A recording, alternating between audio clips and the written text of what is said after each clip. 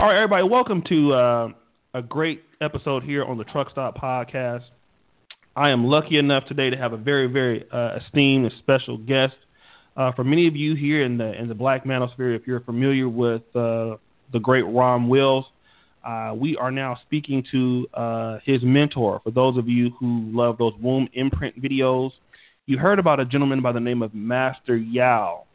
Okay, Master Yao. I've been hearing his name for many months, and I finally got the pleasure to talk to him before I was coming back to the United States, and spoken to him a few times in the last few days, and I have him now here on the interview. What's going on, Master Yao?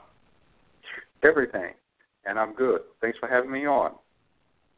Okay, well, you know, it's a privilege to finally be speaking to you live. I've heard so many great things about you from Rom and other people like Alvin Hollinger. I guess what I want to know is, for those people who don't know who you are, we've heard of you many times from Rom and other people, but who is Master Yao? Good question.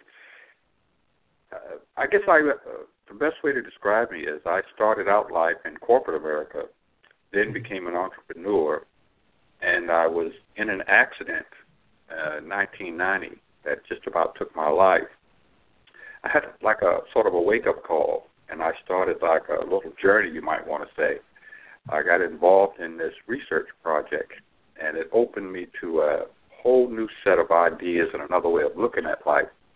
And since then, I've just been getting further and further out of the mainstream and basically studying the things that make life what it is. And it's opened up a whole new world to me, that the further I get into it, the more I find that a lot of the things I learned as a kid in school really doesn't have make a bunch of difference about life. And the stuff that does make a lot of difference, we don't hear a lot about. And so I'm considered a person who has some understanding of the natural laws of living. I guess that's the best way to put it. So that includes alternative medicine, relationship type stuff, alternative psychology. And I guess most people have gotten to know me because of the studies that we do in Tantra and something called the Grand Trine system. It's quite revolutionary, quite innovative, and that's gotten a lot of people's attention. Let me ask you this, Master Yao, because before you had the accident that took your life, that was in 1990, and I guess for me as a person, because I know that you've made this transformation that has affected not only your life, but the life of many people, to the point that I've heard about you before I even met you. But I'm curious, before 1990, what kind of person were you, and what did you study maybe in the university system? Kind of give us a brief synopsis of who you were before this accident. I grew up in the country, and I got a degree in engineering and business a long time ago. After that, I had some really nice jobs in corporate America back in the day, and, you know, sat in a big office and made a lot of money, lived in a big house, drove a Mercedes, and all the kind of stuff that they tell you you're supposed to do. And I discovered corporate America really didn't like me much. I did exceptionally well in it, but it didn't really like me. I mean, the whole time I was in corporate America, I found that basically it's a jungle. And even though I was doing all of the things that should have made my life great, and some of them did, it seemed like the entire society, including women, were working against you, trying to actually be happy. You get all of this nice stuff, and then people don't want you to be happy with it. And I just decided, okay, there's got to be something better. And it started out when I started meeting a lot of lawyers, and and I was talking about, divorce, criminal prosecution, and all that kind of stuff like that. And I used to hang out with a lot of lawyers. And we would sit around and talk about stuff. And after a while, I just started doing polls. It started with that. And I just started making notes about what was going on with people. And I found out a lot of the people like me who were supposedly upscale, middle class or whatever, well-to-do, weren't happy. And I started trying to decide why. Why the heck the people in society that should be the happiest committing suicide, getting divorced, getting sick, having psychological issues, and doing crazy stuff. But before 1990, I was, I guess, pretty much a regular guy, even though I sort of lived two lives, because I've been studying about indigenous cultures, religion, and spirituality, and all that kind of stuff since I was 17. And I'd had experiences that kind of made me wonder about stuff. Just things that happen to you that you kind of sort of dismiss, and you're like, okay, I don't really know what that is, but what the heck, I'm just going to keep on going with my great life here. But it kept growing. And then I started joining societies and discovered that was a lot of things open to me that, my mommy never told me about. And in the 80s, I really spent some time investigating that stuff. But the thing that really changed my life was traveling. I went to Africa when I was very young and spent 90 days there. And after that, I guess I never looked at the world the same. I went to most of the continents, and I did a lot of traveling in the early days. And it's just, I was astounded that the view that I had of the world, how people should live and what makes you happy and stuff like that, was not the same from one continent to the next. And the more I traveled, and the more I saw a world away from where I grew up and away from my nice, cushy corporate job, the more it made me think I wasn't on the right track at all. So by the time the thing happened in 1990, I'd already sort of questioned a lot of stuff. And I used to see things that, in National Geographic and on TV and in the magazines that were like, that can't possibly be true. And then I would travel and discover, oh, yeah, it was true. So that's a little background. Let me ask you this, because you bring up a good point. You started to find out that I think you said some things that were true that were not true, and you were starting to question some things. Let's kind of get to that questioning. What were some of the things that you started to question in your mind prior to 1990 that you maybe didn't believe, or maybe you thought there was some fallacy about it? The relationship between man and woman was the biggest thing. Things used to happen to me that just did not make sense. I remember the first time I experienced erectile issues. I was in my 20s, and it happened just out of the blue. And I was like, what the heck is going on? And the next woman, a different woman that I was with, everything was perfect.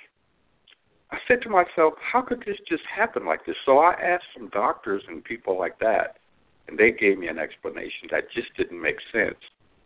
I asked a person that I had met in indigenous culture what happened, and he told me, your penis has a brain, and your body reacts to other people's energy, and if their energy's not right, your penis doesn't want to go there. And I was like, really? You really want me to believe that, right?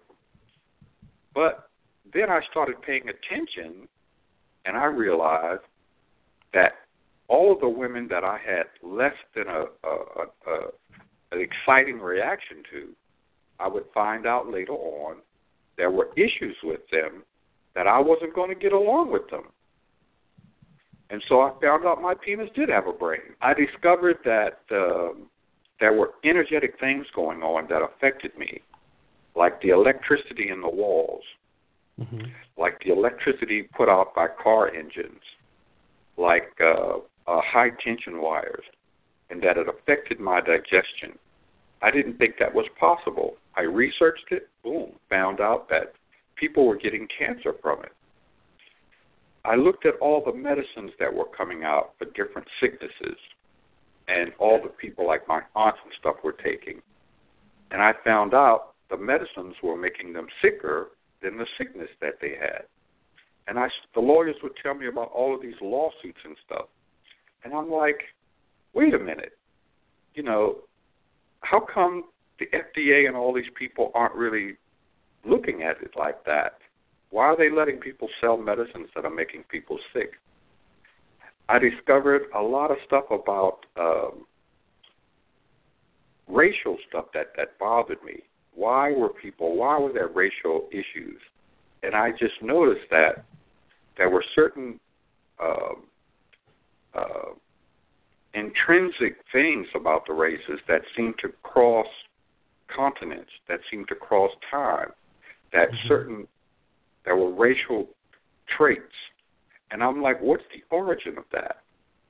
I found out that people with different blood types had different needs for sexual and for cellular health, and that just on that alone, that the blood type had so much of an influence on what we do in life, how we feel, even how we behave.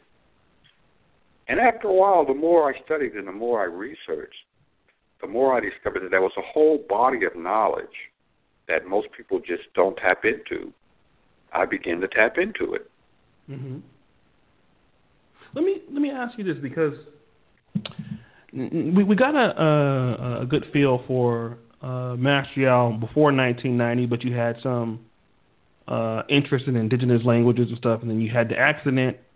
Now you're starting to see some things differently, and now you are Master Yao. So let me also ask you this. You talk about, in our previous conversation, you have people that you've taught how to heal certain things, how to create different sexual tension.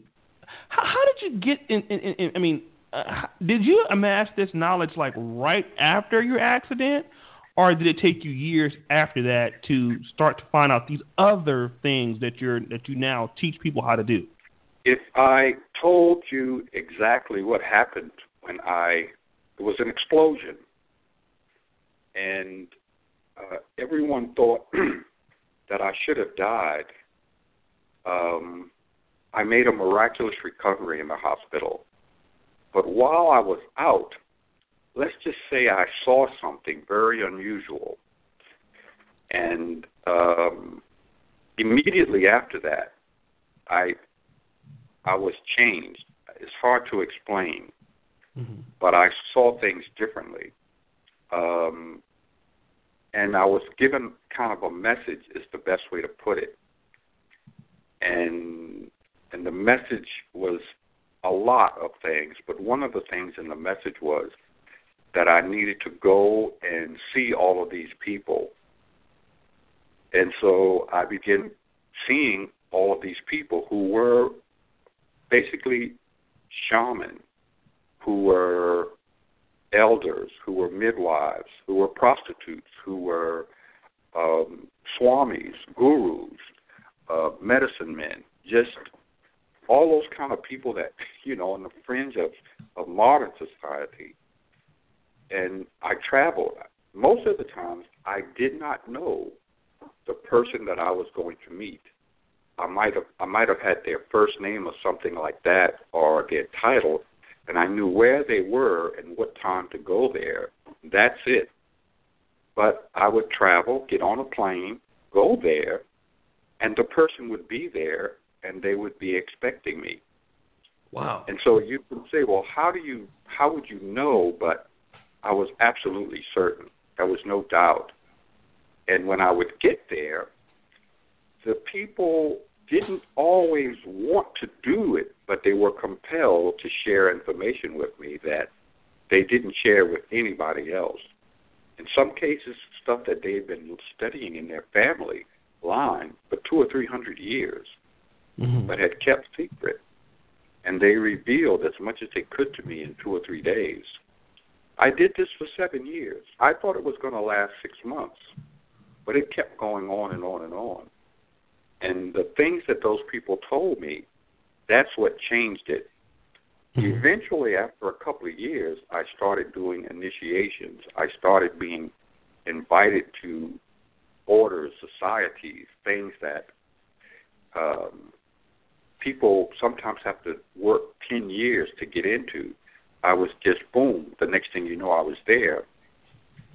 And some of the people, are well-known in certain communities, but I would come, study with them for a short period of time, and then go back and write down everything. I had recordings. I would then, the thing that changed was when I started comparing what one person told me to who these people never met each other, didn't know each other existed. One person, let's say, on an island in the Caribbean, to what somebody in Benin, Africa, to somebody in China, to a Native American medicine man. When I studied what they were telling me, it all started fitting together like a big puzzle. And then I did my own research, of course, because, but about 1992, 1993, I started writing the first book. And then that voice that had talked to me before told me, when I started to write, it basically said, everything you write is going to happen. And so when I started writing something, it started to happen. And I would see it play out around me. And it was kind of fascinating. And all of the things in that puzzle, I saw them in actual operation. That's when it changed. And I did so much study, so much research, traveled so much, wrote so much, that the different societies and everything started telling me, well, you've mastered this, you've mastered that, you've done this, you've done that. I was taking courses at the same time. I got so many certificates and whatever. And after 4 or 5 years of that, when I started going to these people, they said to me, you know more about our system than we do. And I was talking to things. I was communicating with things in the spiritual world in such a way that I could go back and talk to ancestors that were dead.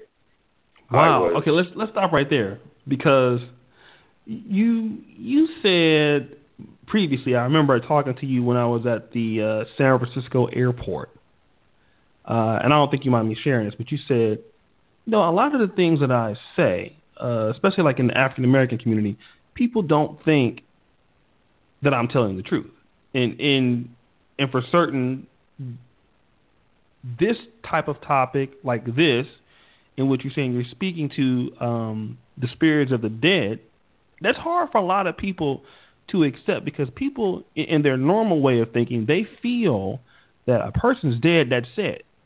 So what would you say to a person? Right. That's how we're trained to think.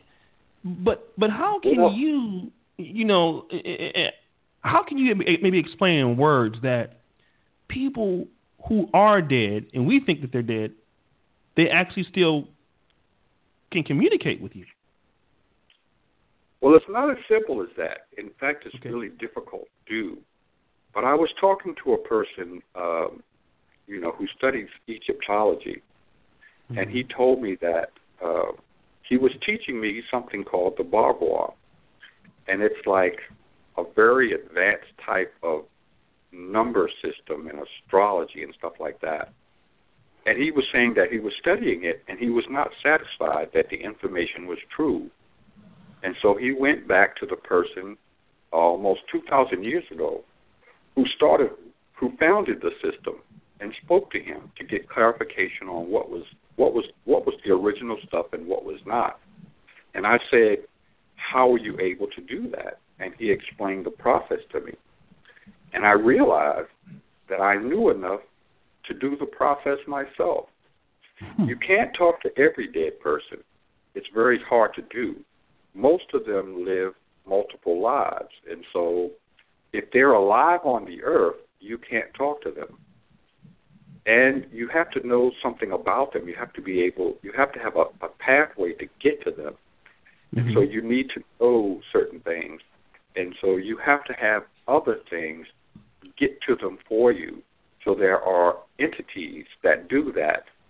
And when you work with those entities and you say, I need to contact an ancestor in Angkor Wat, I need to talk to somebody around 200 AD, and I need to talk to them about the Tantra system that they founded. And the person's name is this, was at that time. They might have had more names since then.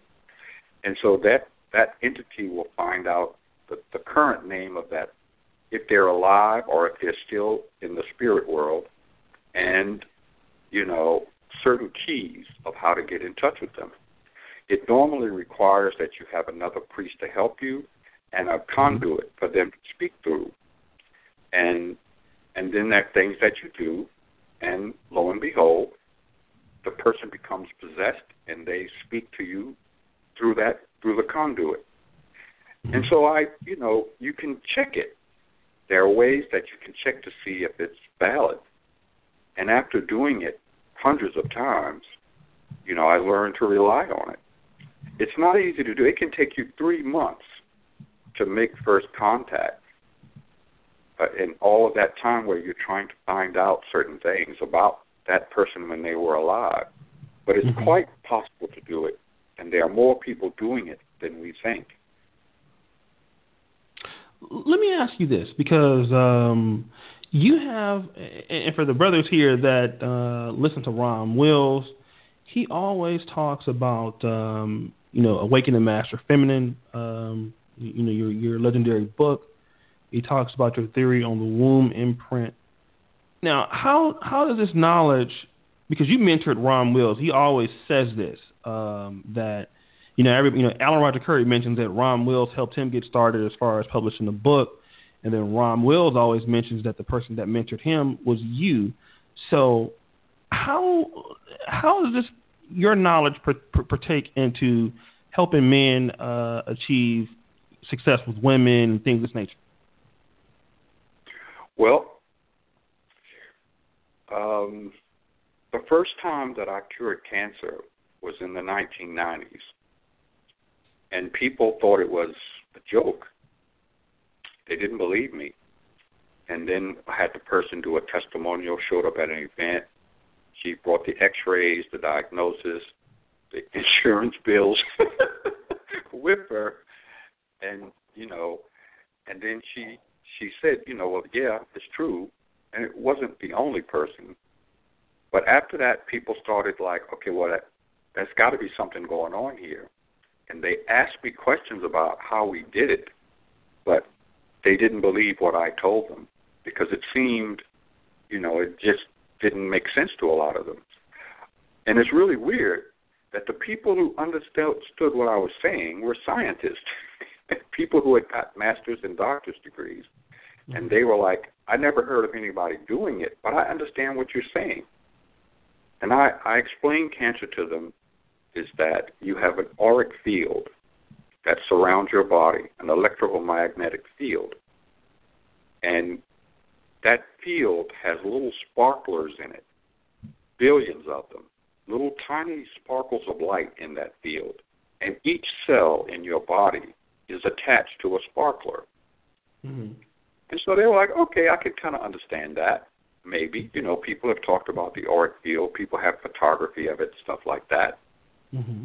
And so I said, cancer is when a cell detaches from the sparkler that it's supposed to be attached to, that gives it consciousness. And when a bunch of them, when millions of them in the same area detach from their sparkler, that is cancer. Cancer is when the cells, the physical part, is not connected, not in communication with the auric energetic part. That's what cancer is. And that in order to cure it, before you do all the medicines and stuff like that, to remove the damaged cells, you have to reattach the sparklers. And I was shown how to do this by a medicine woman, basically. And several of them told me about this. And they said, don't tell anybody, because if they find out that you can do stuff like this, they'll persecute you. So I was like, oh, okay. And so the same thing with sex and with relationships. The thing that most people don't understand is that we all have these blueprints, each person is not the same. When you're born, you have a particular characteristics that's imprinted into you. You know, I call it your natal blueprint. And much of what we're able to do with women has to do with understanding that woman's blueprint, when she was born, which category she falls into, what are the energetics of that category, what are the elementals associated with that category. And that means that certain things she doesn't need to eat, certain things she doesn't need to do, certain things that help her, and other energies that hurt her. And that you have to set up an energetic connection to the woman, not necessarily an emotional one, and work the energy, and the woman begins to become more and more and more what she was born to be. And that's when certain sexual things can happen. Most women today, and most men too, of course, are doing things, experiencing things, eating things that are hurting the ability of their energetics to perform. Therefore, when you know the woman's energetics, and when you're able to help her achieve that, her sexual life opens up. Then there are certain things that are going on with almost everybody in this society that are detrimental, which if you remove them, it allows her sexual life to improve dramatically. And in fact, the thing that most people don't know is that humans are super sexual, that they have sexual abilities that are natural, that are inside the DNA, that you would not believe. And that a lot of times it's just a matter of going back to this energetic blueprint that you were born with, and adhering to that, aligning to that, and then removing the obstructions in people's belief systems that prevent them from achieving that. So we do things that seem supernatural, but they're quite natural. In fact, Tantra, we discovered during the Amanmere phase, that it's just opening up your natural-born abilities to their fullest extent. Mm-hmm. There are many of us doing this in secret back in the 90s, and scientists heard about it, and they started investigating it with the intent of disproving it, and they ended up proving it. And the word in science is expanded sexual response, and so they were saying that just some women, that's crazy sexual, and we don't know why. But the truth of the matter is that anyone can achieve it.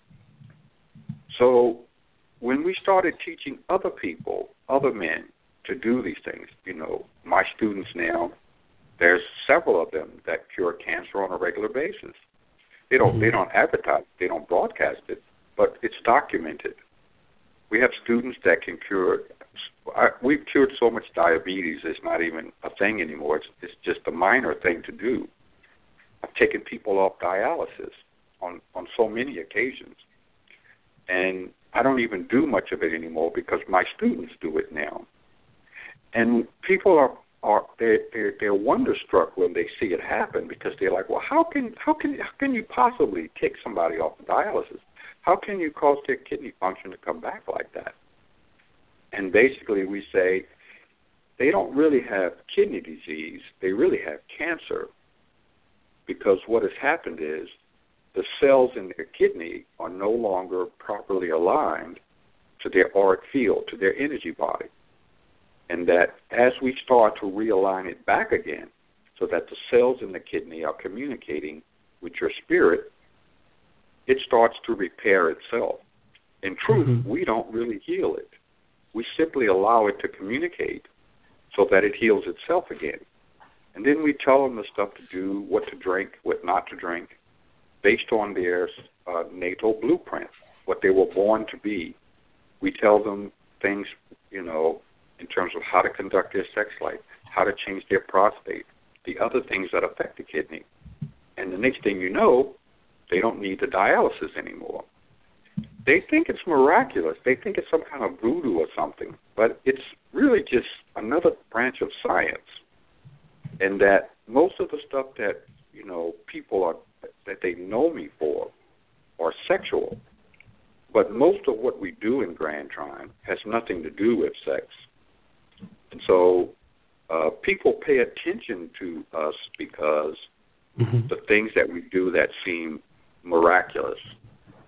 But in reality, the more important stuff, the foundation of that is science, is a particular type of science that indigenous peoples have been practicing for centuries. And in fact, when you talk to them, they'll tell you, they're like, we don't understand why people stopped doing this, why they started going to drugs and surgery and stuff like that. This has been around since man has been around. And for centuries, that's how people got cured. So it's not new at all. But at some point in time, the medical profession or the scientific thought, well, we don't want people doing that stuff anymore. In 1100, 1200, and 1300 AD, the church started a purge in Europe, which was the result, which caused what they called the Inquisition and all like that. Right. And they found all the Europeans doing indigenous healing and burned them at the stake, killed them by the millions. And they eradicated indigenous culture from Europe. They did the same thing with Native Americans. When they found Native Americans who were doing any kind of natural practice, they killed them if they could get to them. They've done the same thing in South America, and they're trying to do it in Africa right now. China and Africa are the two, and to some extent in Russia, are where most of the indigenous work is still going on. But it's fading from the world, and it's fading fast. And the reason that they told me to do that was to save some of it. Because they're saying at this point in time now, most people don't even know that this stuff used to be. And so it seems really, really outrageous, some of the stuff that I say. But we've been doing this for 20-some years now, and we taught hundreds of people how to do it, so that you can't, it's hard to deny it when you've got so many cases and so many people doing it. We used to keep a lot of the sexual stuff secret, and we didn't talk about it because we didn't want that kind of attention.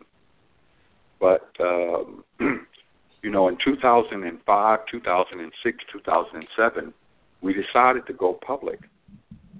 And so the first time I demonstrated hands-free orgasm, people freaked out. Okay, let's talk about that real quick, because I even myself was shocked when I heard about this. I think you told me this when I was at the airport going back to Germany, connecting to Poland.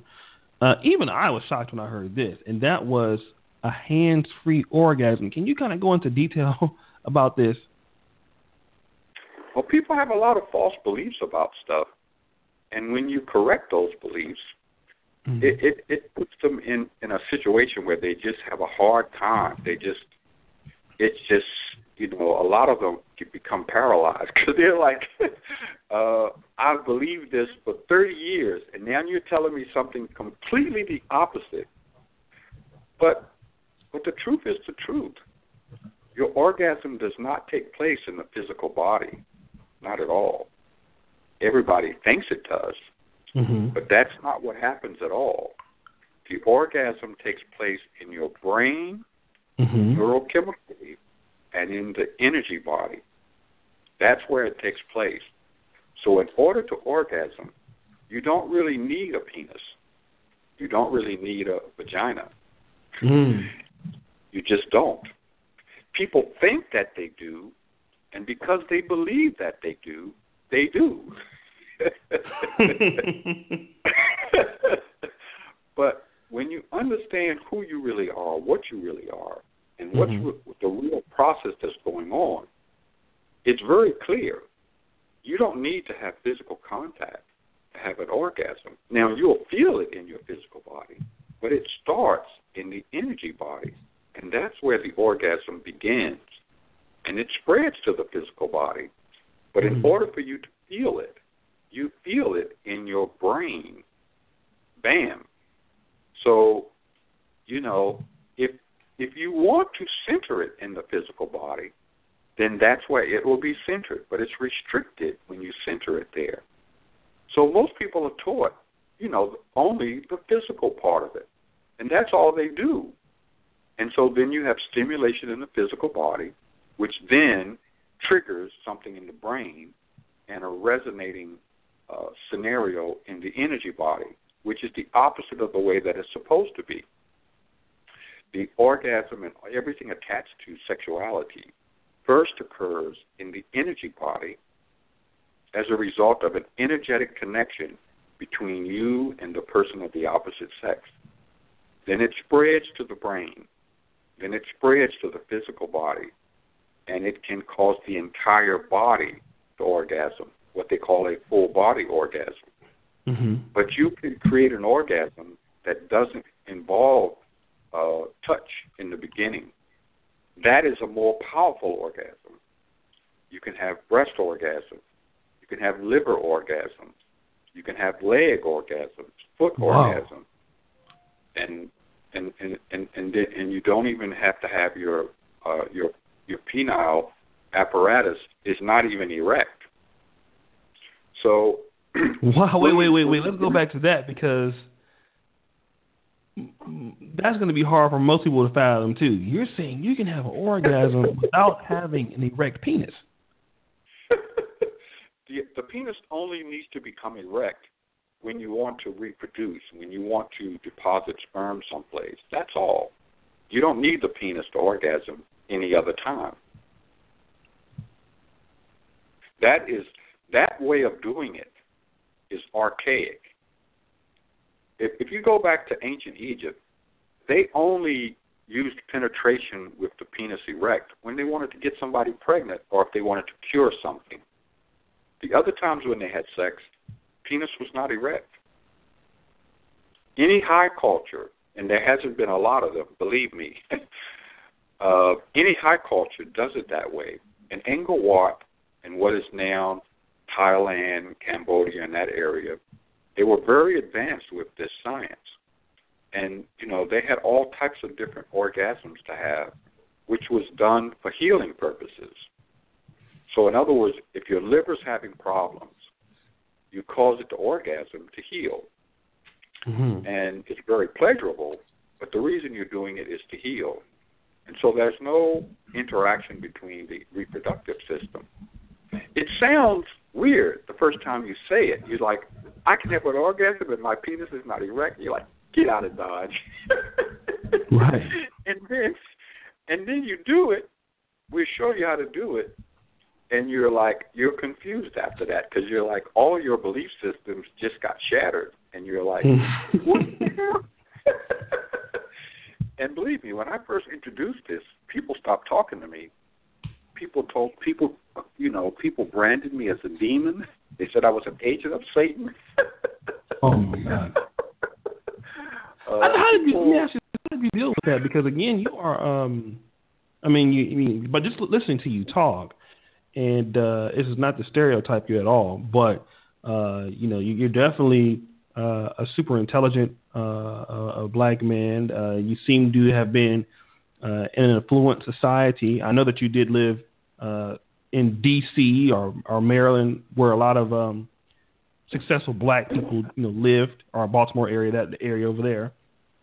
So how did you, when you come to these, your friends and a lot of your, other professional, high to do well, successful blacks or other friends of other races, how did you deal with them not talking to you anymore, some of them, with your newfound stuff?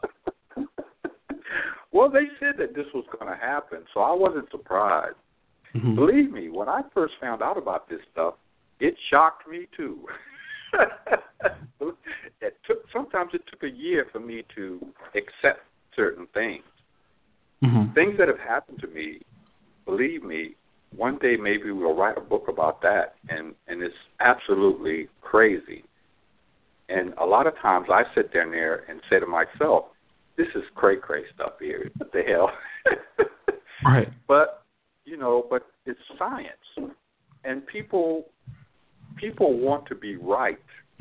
Mm-hmm. They don't want to. And the richer they are, the more educated they are, the more they won't accept things that challenge the status quo. Mm-hmm. When Newton first said that, the Earth was round and you got gravity, they locked his ass up. Mm-hmm. Mm-hmm. And it's like, he was in prison a long time, and they're like, what the hell are you trying to say? The Earth is round and there's gravity. That's some crazy stuff. Right. I mean, there's a lot of, the first time, they tried to tell Europeans about germs. The Native Americans said, well, disease involves these little teeny tiny things. We call them spirits. And that's where the disease comes from. And they laughed at it for decades. Mm-hmm. And they wouldn't believe it until the guy discovered the microscope.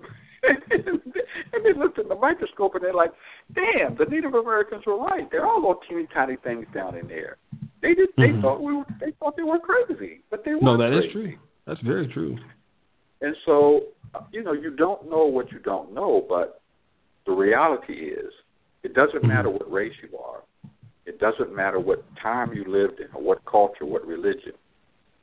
People want to be right at all costs. They want to be seen as being right. They don't care about the truth. Mm-hmm. I care about the truth. I got to the point in my life where I was like, even if it hurts my feelings, I want to know the darn truth.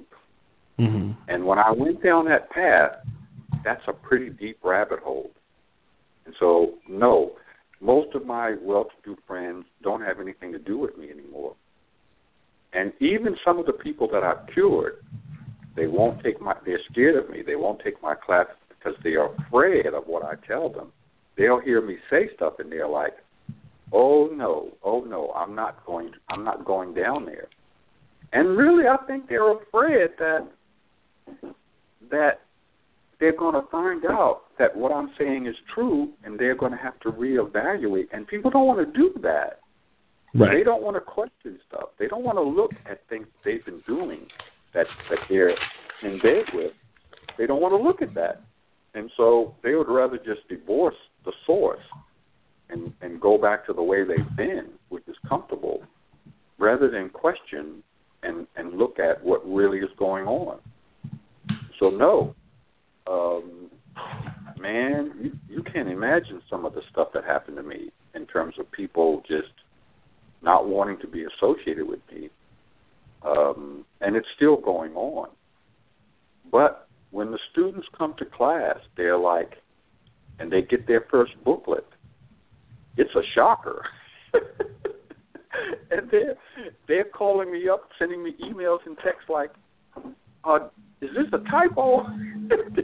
Did you really mean to say that? You didn't mean to say that, did you? And I'll be like, no, it's not a typo. That's what we're trying to say. And they'd be like, no way, it can't be it, no. And then, we'll sit there and show them. And after a while, we show you so many things, or we'll point to other people or documents that are secret that you can access, and we'll talk about scientific stuff. And then you'll read the evidence. You'll see the documentation. Let me tell you this right now. If you really want an education, get all of the master's and doctorate theses that students have written in the last 20 years and read them, it will shock you. And it's not published to the public. But if you just knew what individual people studying, one lady did her doctorate on rice. Rice. I'm talking about the food. And she discovered, she traced rice back to its original source and what it originally looked like. And she discovered that certain rices were developed in ancient times to heal. And that when people found out that the rice had healing properties, they tried to eradicate it.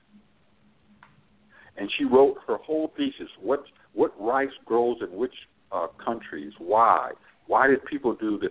And you found out there were politics about rice. And you're like, darn. And she talked about how eating rice changes your health. And it's like, if you read some of the conclusions she came to, right, it's astounding that after she published and got her doctorate, they tried to bury it because they did not want people to know. It's the same thing with so many things. There's so many stuff that we tell people that's really, really, really, really weird because they blocked the knowledge. They did not want people to know, because if people knew, they would buy different, they would act different, they wouldn't get as sick, they wouldn't have the same beliefs, they wouldn't allow themselves to be controlled. So, no, people don't want to know a lot of this stuff. That's the bottom line. Mm-hmm. I mean, everything that you think, that you think is happens the way you think, mm-hmm. That's not how it's happening. And so many things are going on today, and people don't understand them, and they don't want to. Let me ask you, because you bring up a good point.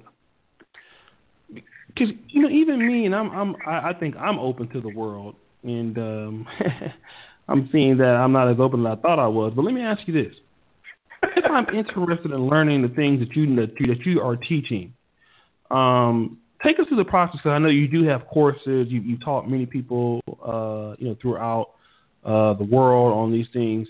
How can somebody sign up for, a course with you or a class with you, and what's the process? For those people who might be listening to the interview, so I'm interested in this. Rom Wills has already talked about him doing this, so he's legit. How do I go to the next step? Well, we have a website, www.grandtrine, that's TRINE, like in three, Trinity.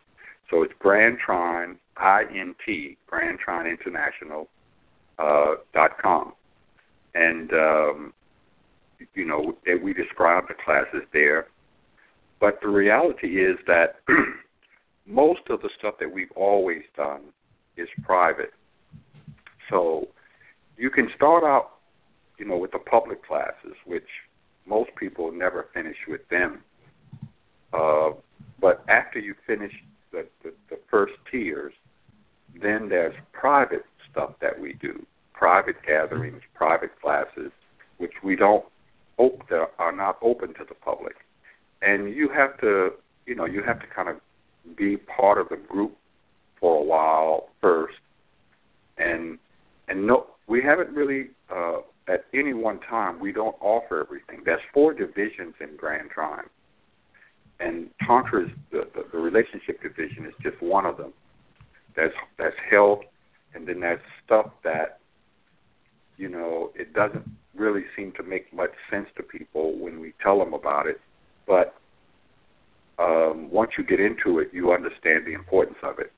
For instance, there's a class on ecological interface, which is private, and there's not a lot of people that are taking it because it's not open to very many people. Mm-hmm. But it talks about how we interface with our ecology. And because our ecology is so jacked up, we have to interface with it in a different way now. So what does that course involve? Well, part of it involves how you deal with the spirit world. Part of it deals with how you deal with the physical world. What type of fabrics should be touching your body? What is the electromagnetic field in your house doing to you, and how do you interface with it? In other words, you have electromagnetic fields from your router, from the electrical wires in the walls, from the boiler or water heater, from the television, from the electrical wires running outside of your house, from airplane engines, from the broadcast signals being broadcast through your body all the time, radiation, and that I can just keep going on. So you're not aware of these electromagnetic waves at different frequencies, but they're aware of you. Then that's a whole thing that's going on there that you're not aware of. Then you have all types of spiritual things happening there. Your ancestors are trying to communicate with you all the time. And after a while, they get tired and they don't as much, but they're trying to communicate with you. There are other entities out here. They're dark entities and they're entities of light, constantly trying to influence your life. But you're not aware of them because you've been taught to not be aware of them. There are things that happen in the environment, like the Native Americans will tell you that if caterpillars grow a particular way, that it's going to be colder than normal.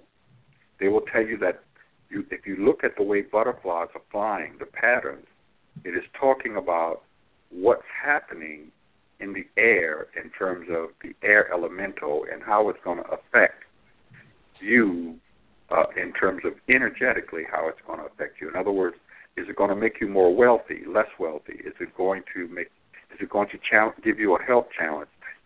There are things that are signals that are happening all the time that people are completely oblivious to. All of the insects are messengers. Every last insect, from mosquitoes to flies to creepy crawly things, they're all messengers telling you what's going on in the energy world. And when you see them out of balance, or they're doing something that they normally don't do, or the pattern that they're doing it, it's telling you about an imbalance corresponding in the world that you live in. And so they're constantly screaming at us today, and we're not even listening. So there's a whole science to this. Most indigenous cultures, they are walking through the woods looking at all of this stuff. How does the moss grow? What kind of mushrooms are coming up? So there's an entire way of interfacing with your, bees. Oh, my God.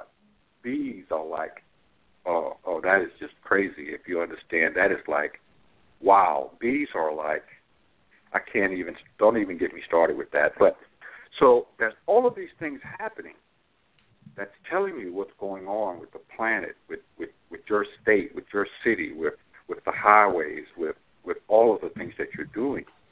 And you don't know it because you're not paying attention. And most people can't take that course because in the second session, their head would explode. So you can't put them into that environment and expect them to absorb that because they're completely, another different direction. But most of the stuff that Grand Trine teaches, is not public yet because the public just isn't ready yet. But we teach people what we can, and every year we offer different types of courses. So that what we did in 2015, we're not doing that this year. Every year is a different year. So there's a different energy each year. So you don't do something one year that you did the next.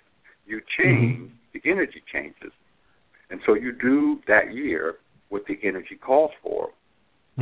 There's so many different things like this that it's just a whole nother lifestyle. And it's not for the faint of heart. You know, if you understand how nature really is, what humans really are, and what's really going on in your life, you know, it'll make you angry. Wow. And so because nobody told you, and you'll be like, well, this is important to know. How come nobody never told me this?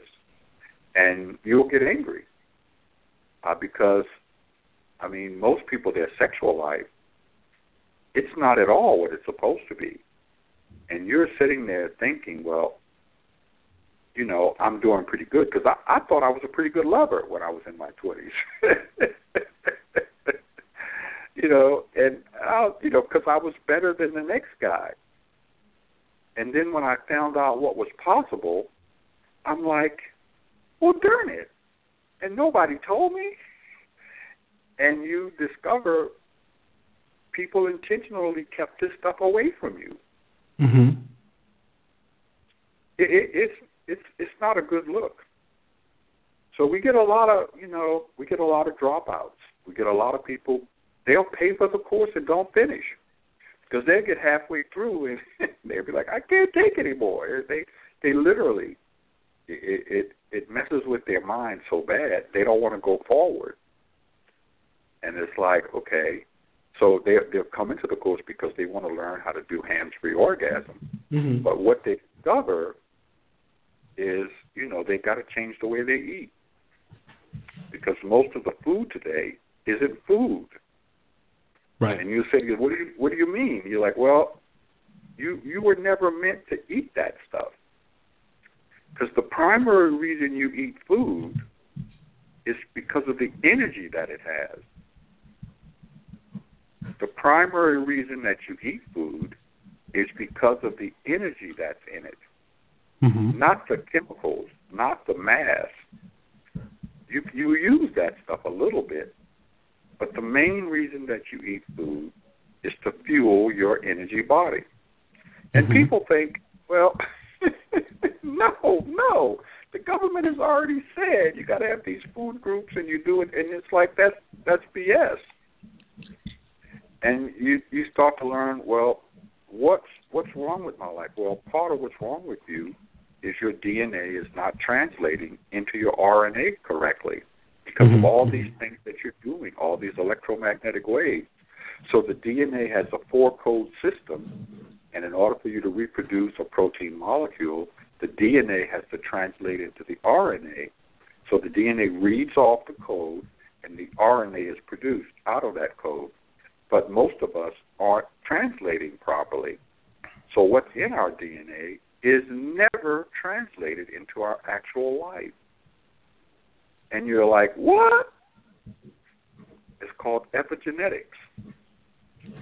And if you don't know about epigenetics, you don't know what you don't know. And so you're running around here living 10% of what you're supposed to be. 10% of your brain power, 10% of your sexual power, 10% of your body's ability to regenerate itself. We knew about stem cells 400 years ago. Scientists now are starting to understand it, and they're starting to work with it. But they're like at the beginning. We've been doing this. Mankind has been working with stem cells 2,000 years. Mm-hmm. And if you don't understand that, most of the medicines today, they learn from indigenous cultures by going into the jungle and seeing what the shamans were doing with the plants. And they're especially for anesthesiology. I've learned that this semester. You're absolutely right. But the imitations that they're giving you in the pills are only partial scenarios. They're not complete delivery systems. And so you find out this stuff, and you're like, well, darn it, I've been cheated. And you have. And people, especially when you get into the area of religion, you're like, ooh, and what you thought God was and all that kind of stuff like that. Oh, really? Then you really start to get people riled up and upset because it's not what you've been told. And I mean, it just keeps going on. But you know, the thing is, how practically valuable is it? Most of the stuff that we could teach has no practical value tomorrow. It's not going to change your life tomorrow. And so we try to focus more on the stuff that has practical value. Mm-hmm. In other words, it's something that you can use today, tomorrow, the next day. And people are more interested in that. The more higher science, the more involved natural science, you know, only a few people, you know, only the 12% want to learn it, because it costs you money to take the classes, and, you know, you can't do anything with it right away. Eventually it will, you know, it will have an impact on your life. It's generational stuff, it's legacy stuff. Mm-hmm. But we don't spend as much time trying to teach that. And those classes are usually, you know, 8 or 9 people. That's it. And so, you know, not that many people's interested in that stuff. Okay. Well, let me do this, Master Yao. You know, I definitely told you that we will give them just a little bit today, and hopefully what we'll do is we'll do like a series of these things as you're more available. But I think this is just an introduction, because we wanted to just give everybody an introduction to kind of who you were. And you've written some awesome books that Awaken the Master Feminine. You've also written some other books, I believe, right? We have 7 books that are private. They're not published to the public. Wow. Okay. We have 5 books that are published to the public. Okay. And then there are other manuscripts that are partial books that we've not finished yet. Okay. We have 5 books that you can buy, actually. And then, you know, private books, we use them in some of the classes and such. Okay. Okay. So what I'll do is for anybody that is interested in the works of Master Yao, and I believe the name of the company is Grand Trine, right? International? Yes, Grand Trine. Grand Trine. Okay.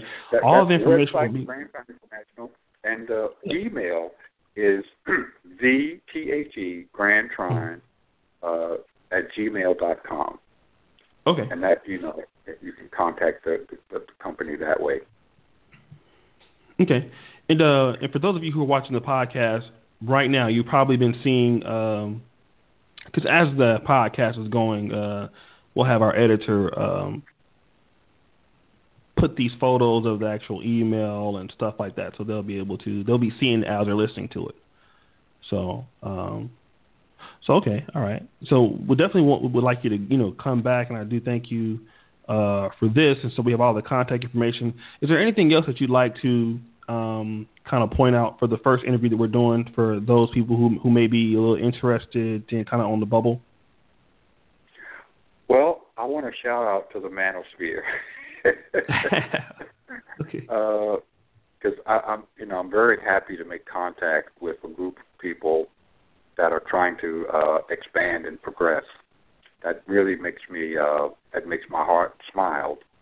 We're always looking for people like that, and in this day and age, you know, it's as much of a uplift for me to learn about you as it is for you to learn about me.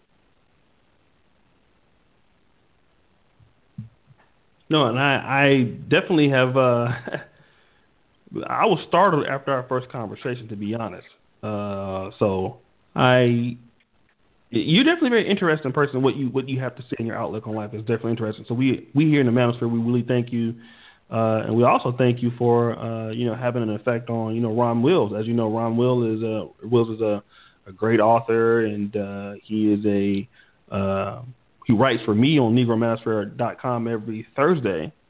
So definitely, you have had an effect on him, which has in turn had an effect on all of us. So, indirectly, you are responsible for maybe how some of the brothers see things now, especially with the womb imprint, because that wasn't being talked about before Rom came, and obviously that was something he learned from you. So I do thank you for that. I guess the next thing is when will we be able to do it again? Well, I guess soon, maybe in a couple of weeks or a week or whatever. Okay. That's going to be, I guess we can talk about it, but definitely soon. Okay.